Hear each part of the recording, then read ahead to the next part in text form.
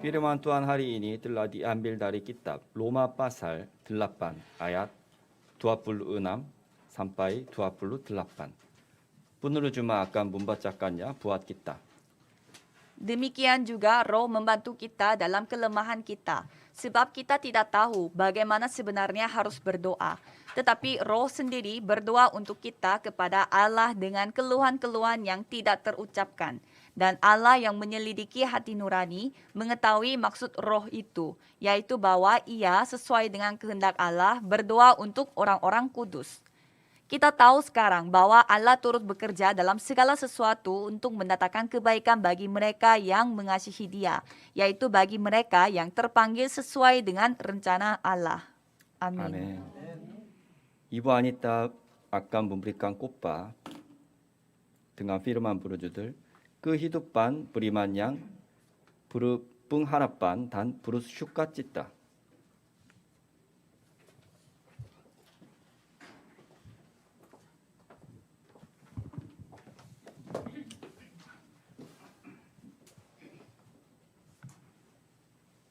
Mari kita mengakui iman kita, Yesus adalah Kristus, anak Allah yang hidup. Yesus adalah Kristus, anak Allah yang hidup. Mari kita saling memberi salam, saudara adalah orang yang berbahagia. Saudara adalah orang yang berbahagia. Judul khotbah hari ini adalah kehidupan beriman yang berpengharapan dan bersukacita. Diambil dari Roma 8 ayat 26 sampai 28. Apakah saudara secara nyata menikmati Injil yang Tuhan berikan untuk kita nikmati selalu seminggu kemarin? Amin.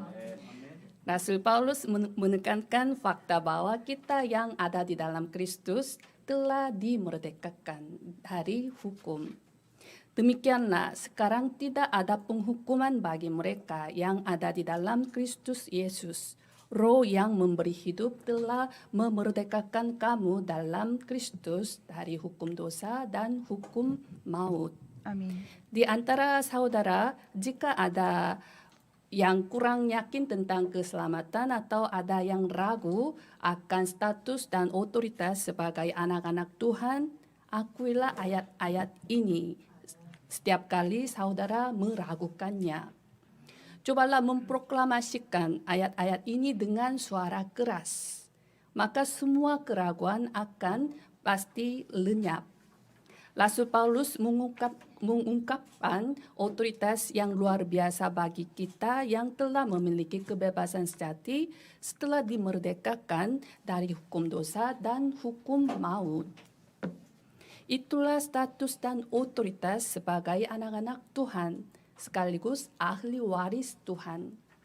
Kita telah diberi hak istimewa yang luar biasa untuk memanggil Tuhan sebagai Bapa dan berdoa. Ada sesuatu yang Tuhan berikan kepada mereka yang berdoa. Itu adalah kekuatan surgawi, yaitu heavenly power. Kita berhak menerima kekuatan surgawi dari Tuhan. Itu berarti kita memiliki berkat takhta surga, kekuatan rohani yang dapat memancarkan terang yang melampaui ruang dan waktu pada 237 negara. Amin. Itulah sebabnya kita tidak perlu goyah oleh lingkungan keadaan kita yang terlihat mata kita. Benar-benar jangan tertipu. Kehidupan kita yang dapat memberi pengaruh rohani atau kita dapat menjalani kehidupan yang memberi jawaban. Bergantung pada apakah kita tahu atau tidak status dan otoritas rohani kita yang Tuhan berikan. Seorang ahli teolog terkenal bernama Henry Nouwen membuat diagnosis rohani yang sangat realistis seperti ini. Salah satu krisis dalam hidup kita adalah bahwa kita kita sendiri terus melupakan siapa kita.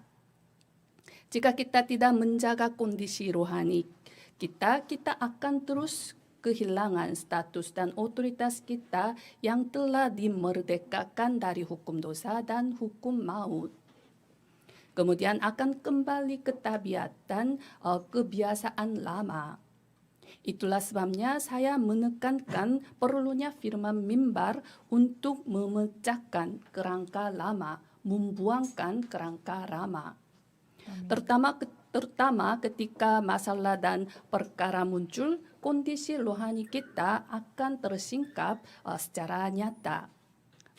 Bukanlah masalah atau persoalan hilang hanya karena kita percaya kepada Yesus Kristus. Malah lebih banyak masalah atau persoalan bisa datang kepada kita.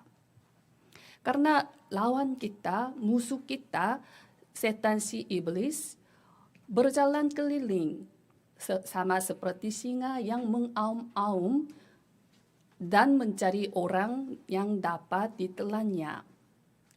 Mereka berusaha menanamkan ketidakpercayaan dan keraguan dalam pikiran kita supaya kita tidak dapat menjalani kehidupan yang menikmati Injil.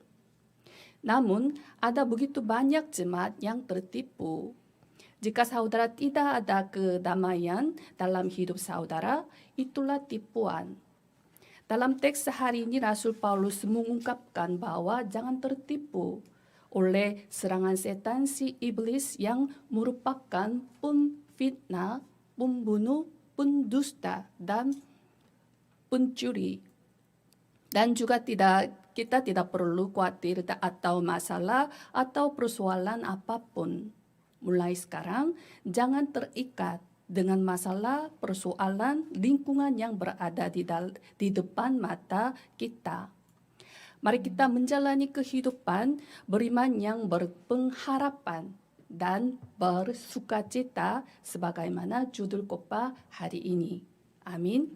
Amin. Saya memberkati setiap jemaat Indonesia dalam nama Yesus Kristus. Kiranya saudara dapat menjalani kehidupan beriman yang penuh dengan kenikmatan berdasarkan jawaban yang disaksikan oleh Rasul Paulus. Amin. Pokok bahasan yang pertama adalah Roh yang membantu kita dalam kelemahan kita. Dalam ayat 26 sampai 27, demikian juga Roh membantu kita dalam kelemahan kita. Sebab kita tidak tahu bagaimana sebenarnya harus berdoa. Tetapi Roh sendiri berdoa untuk kita kepada Allah dengan keluhan-keluhan yang tidak terucapkan. Dan Allah yang menyelidik hati nurani mengetahui maksud Roh itu, yaitu bahwa ia sesuai dengan kehendak Allah, berdoa untuk orang-orang kudus. Amin. Setelah deklarasi kemerdekaan rohani dalam Roma 8 ayat 1 sampai 2, Rasul Paulus menekankan karya Roh Kudus. Oleh sebab itu, para teolog menyebut Roma pasal 8 sebagai pasal Roh Kudus. Rasul Paulus mengatakan bahwa Roh Kudus adalah Roh Allah, Roh Kristus. Jika orang tidak memiliki Roh Kudus, ia bukan milik Kristus. Orang yang dibimbing oleh Roh Kudus adalah anak Tuhan. Dan kita dapat memanggil Tuhan sebagai Bapa karena Roh Kudus berdiam dalam kita. Dan juga Roh Kudus mengetahui dan membantu kita dalam kelemahan kita. Dan Roh sendiri berdoa untuk kita kepada Allah dengan keluhan-keluhan yang tidak terucapkan. Roh Kudus membantu kita dalam kelemahan kita meskipun kita berada di tengah kesulitan dan penderitaan dan tanpa mengetahui apa yang harus dilakukan. Roh Kudus yang melengkapi kekurangan kita, membangkitkan yang jatuh, menyembuhkan dan memulihkan yang lemah, dan menuntun kita untuk bangkit kembali dan menghadapi tantangan rohani dengan iman. Itulah sebabnya kita dapat menjalani kehidupan beriman yang berpengharapan dan bersukacita.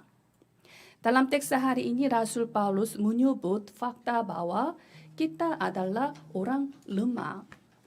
Percaya kepada Yesus tidak berarti bahwa kita telah mencapai menjadi sempurna. Meskipun kita percaya kepada Yesus Kristus, masih ada kekurangan dan kelemahan bagi kita.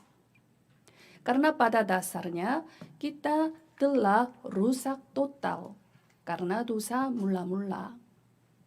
Rasul Paulus secara nyata menjelaskan kondisi kita tersebut dalam Galatia 5 ayat 16 sampai 17.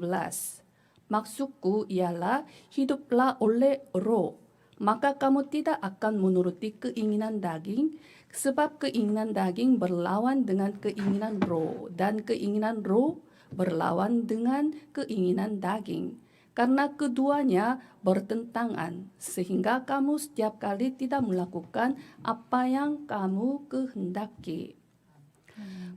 Meskipun kita telah menjadi anak-anak Tuhan dalam iman kepada Yesus Kristus, kita masih memiliki dua pilar kehidupan yang berlawanan karena kita masih hidup di dalam dunia Kejadian pasal 3.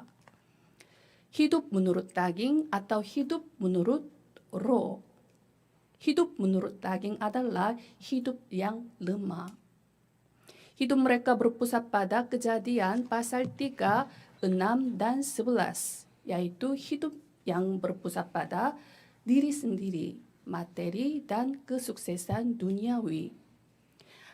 Akhirnya hidup mereka tidak dapat mengikuti bimbingan Roh Kudus dan kehilangan berkat-berkat yang telah Tuhan berikan. Itu membuat mereka menjalani kehidupan yang cemas dan khawatir, menggantikan kehidupan yang berpengharapan dan bersukacita. Jika kita belum diselamatkan, kita paham, tetapi kita telah diselamatkan, itu tidak boleh. Itulah sebabnya Roh Kudus sendiri berdoa untuk kita dengan keluhan-keluhan yang tidak terucapkan, agar kita tidak kembali ke tabiat lama, kebiasaan lama. Roh Kudus menyertai kita selama 24 jam untuk menghibur kita, memberi kita kekuatan baru, dan membuat kita sadar. Oleh sebab itu kita harus memegang fakta dengan erat bahwa Roh Kudus berdiam di dalam kita. Roh Kudus membimbing kita, Roh Kudus berkarya. Supaya kita menjalani kehidupan beriman yang berpengharapan dan bersukacita. Amin. Dengan kata lain, jangan kehilangan berkat yaitu status sebagai anak-anak Tuhan yang diselamatkan. Saat kita menerima Yesus Kristus, Roh Kudus berdiam di dalam hati kita, dan Roh Kudus tidak akan pernah meninggalkan kita selama-lamanya. Dan Roh Kudus memimpin hidup kita untuk menjalani kehidupan doa dan jawaban yang benar di hadapan Tuhan. Roh Kudus memurnikan kita menjadi alat yang layak yang dapat dipakai Tuhan. Secara khusus dalam ayat 27 kita dapat lihat bahwa Roh Kudus berdoa untuk kita dan orang-orang kudus sesuai dengan kehendak Tuhan.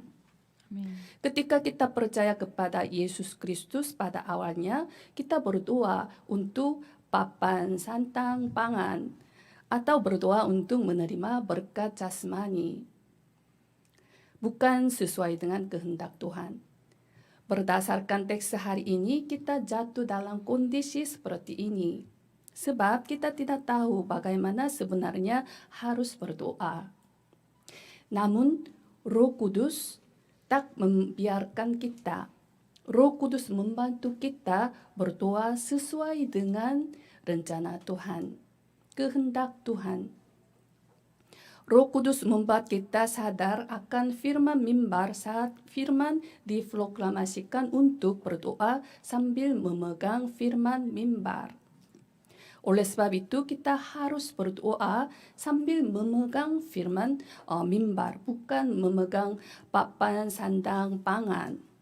Kita harus berdoa sambil memegang perjanjian, bukan keinginan jasmani. Doa perjanjian menjadi saluran berkat yang dapat menjalani kehidupan secara rohani. Doa perjanjian adalah jalan untuk mengalami kasih karunia dan menjadi tokoh utama jawaban oleh kuasa Tuhan. Doa perjanjian dan doa visi berdasarkan firman Tuhan tahun 2022, yaitu kemegahannya yang kemudian akan melebihi kemegahannya yang semula. Adalah perjanjian yang akan kita terima selama setahun 2022. Doa visi tahun 2022 tercatat di Warta Jemaat. Jika saudara berdoa hanya dengan doa visi ini setiap minggu, saudara dapat menjalani kehidupan beriman yang berpengharapan dan bersukacita. Saya memberkati setiap jemaat Indonesia dalam nama Yesus Kristus. Kiranya saudara dapat mengalami karya Roh Kudus melalui doa yang memegang perjanjian dari firman mimbar. Amin. Pokok bahasan yang kedua adalah Tuhan yang turut bekerja dalam segala sesuatu untuk mendatangkan kebaikan. Dalam ayat 28 kita tahu sekarang bahwa Allah turut bekerja dalam segala sesuatu untuk mendatangkan kebaikan bagi mereka yang mengasihi Dia, yaitu bagi mereka yang terpanggil sesuai dengan rencana Allah. Karena Roh Kudus berdiam dalam kita, memimpin kita, bekerja untuk kita dapat menjalani kehidupan beriman yang berpengharapan dan bersukacita. Selain itu, Rasul Paulus menjelaskan alasan satu lagi mengapa kita dapat menjalani kehidupan beriman yang berpengharapan dan bersukacita. Apakah saudara memiliki keyakinan bahwa saudara terpanggil sesuai dengan kehendak Tuhan? Jika iya, saudara percaya dan bersyukur bahwa Tuhan turut bekerja dalam segala sesuatu untuk mendatangkan kebaikan bagi saudara. Amin. Tidak ada kebetulan bagi anak-anak Tuhan. Tanpa kecuali semuanya ada di dalam kedaulatan Tuhan mutlak. Pandanglah burung-burung di langit. Seekor burung pipit pun tidak akan jatuh ke bumi di luar kehendak Tuhan. Jumlah rambut kepala kita pun terhitung semuanya. Dengan kata lain, Tuhan yang Maha Kuasa mengetahui segalanya dan sepenuhnya mengendalikan hidup kita dalam jadwal waktu Tuhan. Tuhan yang memberi kita yang terbaik. Pernahkah saudara mengalami banyak kegagalan di masa lalu? Tidak menjadi masalah bagi saudara yang terpanggil sesuai dengan rencana Tuhan. Amin. Apakah saudara sekarang berada di tengah masalah atau di tengah kesulitan? Keluarlah dari kekhawatiran dan kecemasan. Karena Tuhan turut bekerja dalam segala sesuatu untuk mendatangkan kebaikan bagi saudara dengan pengalaman baik maupun pengalaman buruk. Kita harus tahu bahwa kita sebagai tanah liat di tangan tukang periuk. Jika tanah liat di tangan tukang periuk, itu akan menjadi wadah terbaik.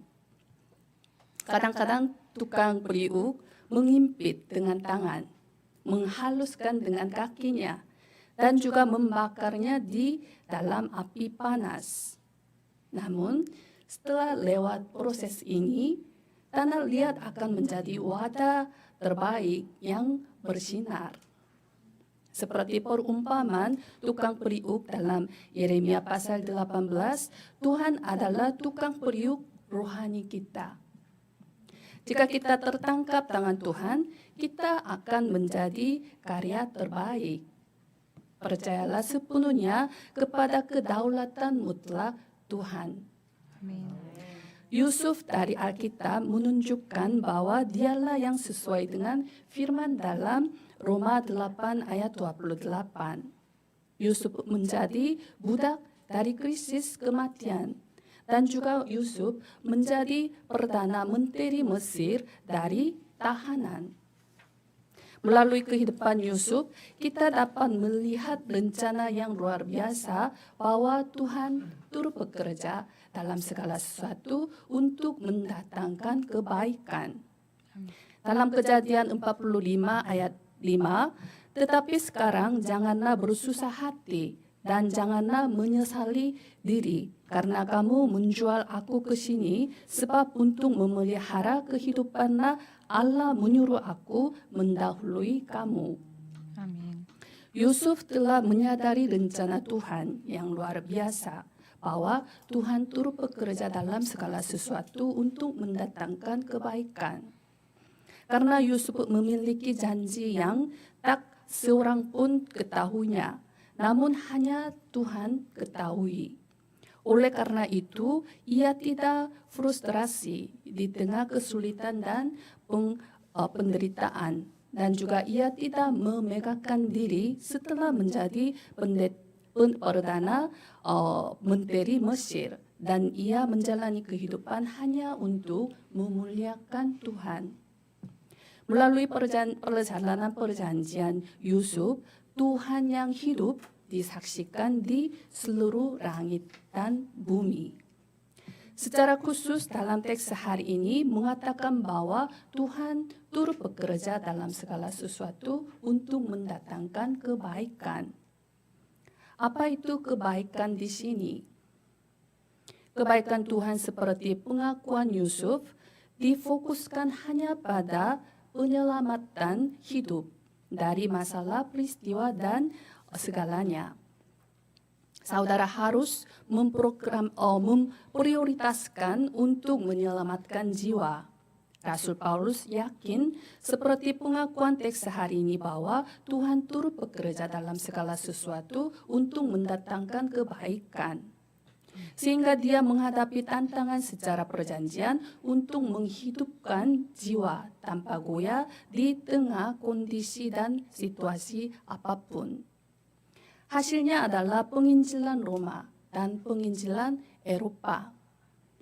Saya harap saudara mengasihi Tuhan dengan bulat hati, segenap hati, sepenuh hati. Amin. Kita tahu sekarang bahwa Allah turut bekerja dalam segala sesuatu untuk mendatangkan kebaikan bagi mereka yang mengasihi Dia, yaitu bagi mereka yang terpanggil sesuai dengan rencana Allah. Amin. Saya memberkati setiap jemaat Indonesia dalam nama Yesus Kristus. Kiranya saudara dapat menjadi saksi penggenapan firman Tuhan. Sebagai kesimpulan, di dunia marketing ada pepatah seperti ini. Konsumen selalu benar tanpa syarat. Mereka yang menjalankan perusahaan atau pebisnis mungkin bisa setuju. Karena mereka membuat strategi pemasaran sesuai dengan keinginan konsumen. Namun belakangan ini semakin banyak muncul konsumen yang menuntut kompensasi untuk pembelian mereka terhadap perusahaan walaupun tidak ada masalah atau masalah yang kecil. Dengan demikian sosok manusia tidak hanya tidak sempurna, tetapi juga lemah. Sebaliknya saya ingin menekankan secara rohani seperti ini, firman Tuhan selalu benar tanpa syarat. Amin. Amin. Firman Tuhan adalah kebenaran mutlak yang tetap sama, baik kemarin maupun hari ini, dan sampai selama-lamanya. Amin. Itulah sebabnya kita yang menjalani perjalanan perjanjian penuh dengan pengharapan dan sukacita. Firman Tuhan selalu benar tanpa syarat dan pasti akan digenapi. Saya memberkati setiap jemaat Indonesia dalam nama Yesus Kristus. Kiranya saudara dapat mengalami berkat kemegahannya yang kemudian. dengan menghadapi tantangan rohani sambil memiliki pengharapan dan sukacita dari hari ke hari. Amin. Mari kita berdoa. Kami mengucap syukur kepada Tuhan Bapa kami, karena Tuhan telah memilih kami sebagai anak-anak Tuhan, memanggil kami sebagai ahli waris Tuhan, dan memakai kami sebagai alat Tuhan. Kiranya kami dapat menerima bimbingan Roh Kudus dan menjadi saksi Kristus melalui karya Roh Kudus. Kiranya kami dapat menjalani kehidupan beriman yang berpengharapan dan bersukacita. Kami berdoa dalam nama Yesus Kristus, Tuhan kami, yang turut bekerja dalam segala sesuatu untuk mendatangkan kebaikan. Amin.